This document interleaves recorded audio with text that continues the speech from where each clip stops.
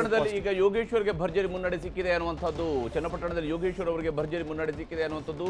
3663 ಮತಗಳ ಅಂತರದ ಮುನ್ನಡೆಯನ್ನ ಸಾಧಿಸಿದ್ದಾರೆ. ಒಂದೇ ಒಂದು ಸುತ್ತಿನಲ್ಲೇನೆ ಏಕಾಏಕಿ ದೊಡ್ಡ ಜಂಪ್ ಸಿಕ್ಕಿರುವಂಥದ್ದು. ಇದು ಸ್ಪಷ್ಟವಾಗಿ ಈ ವಿಚಾರವನ್ನೇ ಆವಾಗಿಂದಲೇ ಹೇಳ್ತಾ ಇದ್ದಿದ್ದು. 1500 ವೋಟ್ಗಳು ಅಂತ ಹೇಳುವಂಥದ್ದು ಇದೆಯಲ್ಲ, ಅದು ಒಂದೇ ಒಂದು ಸುತ್ತಿನಲ್ಲಿ ಕಂಪ್ಲೀಟ್ ಆಗಿ ಡೆಮಾಲಿಷ್ ಆಗುವಂತಕ್ಕೆ ಚಾನ್ಸಸ್ ಇರುತ್ತೆ ಅಂತ ಹೇಳಿ. ಅದೇ ಏನು ಯಾವ ನಿರೀಕ್ಷೆಗಳನ್ನ ನಿಖಿಲ್ ಅವರು ಗ್ರಾಮಾಂತರ ಭಾಗದಲ್ಲಿ ಇಟ್ಕೊಂಡಿದ್ದಾರೋ, ಹಳ್ಳಿ ಭಾಗದಲ್ಲಿ ಇಟ್ಕೊಂಡಿದ್ದಾರೋ, ಅಷ್ಟು ನಿರೀಕ್ಷಿತವಾದಂತಹ ಮುನ್ನಡೆ ಅವರಿಗೆ ಅಲ್ಲೂ ಕೂಡ ಸಾಧಿಸೋದಕ್ಕೆ ಸಾಧ್ಯ ಆಗಿರಲಿಲ್ಲ. ಅದೀಗ ಚನ್ನಪಟ್ಟಣದಲ್ಲಿ ಯೋಗೇಶ್ವರ್ಗೆ ಭರ್ಜರಿ ಮುನ್ನಡೆ ಸಿಕ್ಕಿದೆ. ಅದು ನಗರ ಪ್ರದೇಶಗಳಲ್ಲಿ ಮತ ಎಣಿಕೆ ಆರಂಭ ಆಗ್ತಾ ಇದ್ದಂತೆ ಯೋಗೇಶ್ವರ್ ಅವರಿಗೆ ಒಂದು ದೊಡ್ಡ ಜಂಪ್ ಸಿಗುತ್ತೆ ಅನ್ನುವಂಥದ್ದಿತ್ತು. ಅದು ಈಗ ಇಲ್ಲಿ ಸಾಬೀತಾಗಿದೆ. 3663 ಮತಗಳ ಅಂತರದ ಮುನ್ನಡೆಯನ್ನ ಸಾಧಿಸಿದ್ದಾರೆ. ಯೋಗೇಶ್ವರ್ ಕೈ ಹಿಡಿದಿದ್ದಾವೆ ನಗರ ಪ್ರದೇಶದ ಮತಗಳು. ಚನ್ನಪಟ್ಟಣದ ನಗರ ಪ್ರದೇಶದ ಮತಗಳು ಯೋಗೇಶ್ವರ್ ಅವರ ಪರವಾಗಿ ನಿಂತಿದ್ದಾವೆ ಅನ್ನುವಂಥದ್ದು ಈಗ ಮತ್ತೊಂದು ಚುನಾವಣೆಯಲ್ಲೂ ಕೂಡ ಸಾಬೀತಾಗ್ತಿರೋದು.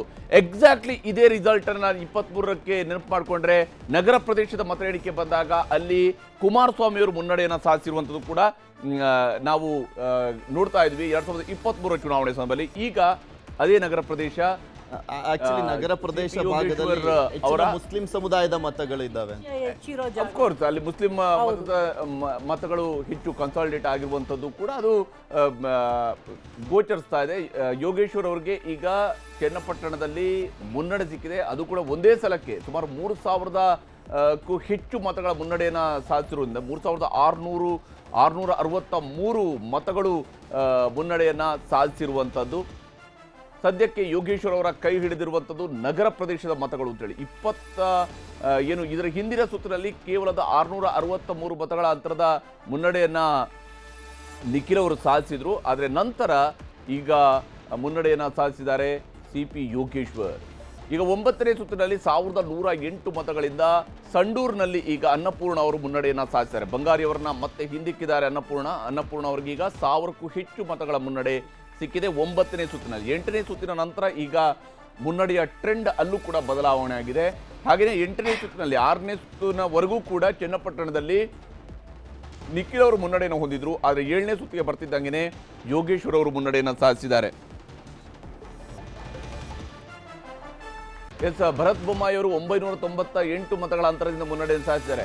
ಅವರ ಮುನ್ನಡೆ ಒಮ್ಮೆ ತಗ್ಗಿದ್ರು ಕೂಡ ಇದು ಲೀಡನ್ನ ಮೇಂಟೈನ್ ಮಾಡಿಕೊಳ್ಳೋದ್ರಲ್ಲಿ ಅವರು ಯಶಸ್ವಿಯಾಗಿದ್ದಾರೆ. ಜಾರ್ಖಂಡ್ನಲ್ಲಿ ಅಧಿಕಾರದ ಸನಿಹಕ್ಕೆ ಬರ್ತಾ ಇದೆ ಇಂಡಿಯಾ ಬ್ಲಾಕ್. 39 ಸೀಟ್ಗಳಲ್ಲಿ ಮುನ್ನಡೆಯನ್ನು ಹೊಂದಿದ್ದಾರೆ.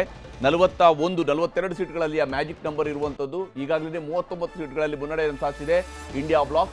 ಹಾಗೆಯೇ ಮಹಾರಾಷ್ಟ್ರದಲ್ಲಿ 151 ಸೀಟ್ಗಳಲ್ಲಿ NDA ಮುನ್ನಡೆಯನ್ನು ಸಾಧಿಸಿದೆ. ಚನ್ನಪಟ್ಟಣದಲ್ಲಿ ಯೋಗೇಶ್ವರ್ ಅವರಿಗೆ ಭರ್ಜರಿ ಮುನ್ನಡೆಯನ್ನು ಸಾಧಿಸಿದೆ. 3663 ಮತಗಳ ಮುನ್ನಡೆ.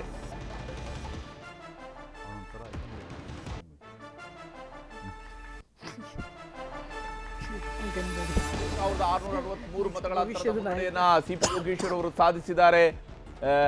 ಇಲ್ಲಿ ಚನ್ನಪಟ್ಟಣದಲ್ಲಿ 9ನೇ ಸುತ್ತು ಸಂಡೂರಿನಲ್ಲಿ ಕಾಂಗ್ರೆಸ್ ಮುನ್ನಡೆಯನ್ನು ಹೊಂದಿದೆ. 9ನೇ ಸುತ್ತು ಶಿಗ್ಗಾವಿಯಲ್ಲೂ ಕೂಡ ಬಿಜೆಪಿ ಮುನ್ನಡೆಯನ್ನು ಹೊಂದಿದೆ. ಬಿಜೆಪಿ ಒಂದು ಕಡೆಯಲ್ಲಿ, ಕಾಂಗ್ರೆಸ್ 2 ಕಡೆಗಳಲ್ಲಿ ಮುನ್ನಡೆಯನ್ನು ಸಾಧಿಸಿದೆ. ಸದ್ಯದ ರಿಸಲ್ಟ್ ಅಪ್ಡೇಟ್ ಪ್ರಕಾರ ಕಾಂಗ್ರೆಸ್ 2 ಕ್ಷೇತ್ರಗಳಲ್ಲಿ ಮುನ್ನಡೆಯನ್ನು ಸಾಧಿಸಿದೆ. CP ಯೋಗೇಶ್ವರ್ 3663 ಮತಗಳಿಂದ ಮುನ್ನಡೆಯನ್ನು ಸಾಧಿಸಿದ್ದಾರೆ. ಏಕಾಏಕಿ ಇಷ್ಟು ಸುತ್ತುಗಳಲ್ಲಿ ಏನು ನಿಖಿಲ್ ಕುಮಾರಸ್ವಾಮಿ ಅವರು ಯಾವ ಮುನ್ನಡೆಯನ್ನು ಹೊಂದಿದ್ರು ಅದೆಲ್ಲವನ್ನು ಒಂದೇ ಸುತ್ತಿನಲ್ಲಿ ಬ್ರೇಕ್ ಮಾಡಿದ್ದಾರೆ CP ಯೋಗೇಶ್ವರ್. ಇದರಿಂದಾಗಿ 3663 ಮತಗಳ ಮುನ್ನಡೆ ಈಗ ಲಭ್ಯವಾಗಿದೆ. 7 ಮತ್ತೆ 8, 9ನೇ ಸುತ್ತು ಟೌನ್ ನಲ್ಲಿ ಕೌಂಟಿಂಗ್ ಆಗ್ತಾ ಇದೆ ಚನ್ನಪಟ್ಟಣದ್ದು. ಸೊ ಹೀಗಾಗಿ ಅಲ್ಲಿ ಹೆಚ್ಚಿನ ಲೀಡ್ ಅನ್ನ ಕಾಂಗ್ರೆಸ್ ಪಡ್ಕೊಳ್ತಾ ಇದೆ ಅನ್ನುವಂಥದ್ದನ್ನ ನೋಡ್ಬೋದು. ನೆಕ್ಸ್ಟ್ ಇನ್ನ ಹೋಬಳಿ ಮಟ್ಟದಲ್ಲಿ ಮತ ಎಣಿಕೆ ಆರಂಭವಾಗುತ್ತೆ. 10ನೇ ಸುತ್ತಿನಿಂದ ಟೌನ್ ಮತ್ತೆ ಹೋಬಳಿ ಮಟ್ಟದ್ದು ಆರಂಭ ಆಗ್ತಾ ಹೋಗುತ್ತೆ.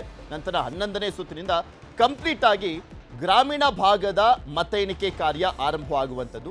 ಸೊ ಹೀಗಾಗಿ ಅಲ್ಲಿಂದ ನೆಕ್ಸ್ಟ್ ಏನಾಗುತ್ತೆ ಅನ್ನುವಂಥದ್ದೇ ಇರುವಂಥ ಕುತೂಹಲ. 9ನೇ ಸುತ್ತಿನಲ್ಲಿ ಮೋಸ್ಟ್ ಪ್ರಾಬಬ್ಲಿ JDSಗೂ ಕೂಡ ಇದೊಂದು ನಿರೀಕ್ಷೆ ಇತ್ತು ಅಂತ ಕಾಣಿಸುತ್ತೆ. ಯೋಗೇಶ್ವರ್ ಅವರು ಮುನ್ನಡೆಯನ್ನ ಕಾಯ್ದುಕೊಳ್ಳಬಹುದು ಅಂತ.